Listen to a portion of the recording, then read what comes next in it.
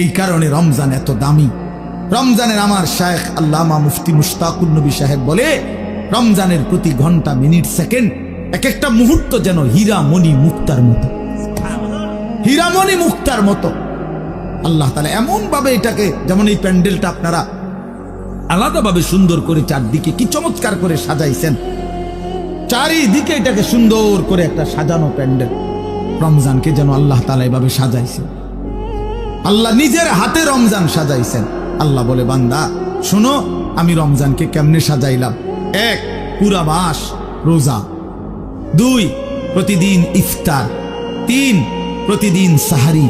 4, প্রতিদিন 20 রাকাত তারাবি। 5, শেষ দশকে এতেকাফ। 6, শেষ দশকের বেজর রাত্রিতে শবে কদর।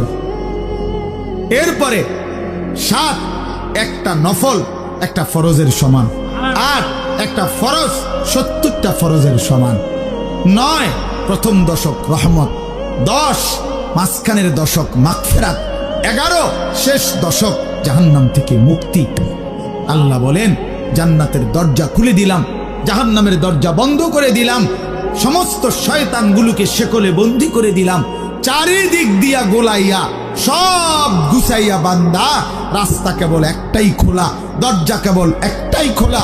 পুরা রমজান রাতে আসো, দিনে আসো, দুপুরে আসো, শুধু আমার গোলামি করবা, গুনাহ ছেড়ে দিবা, আর একটা দরজা দিয়েই সবাই ঢুকবা। শুধুই জান্নাত, শুধুই জান্নাত, শুধুই জান্নাত, শুধুই জান্নাত।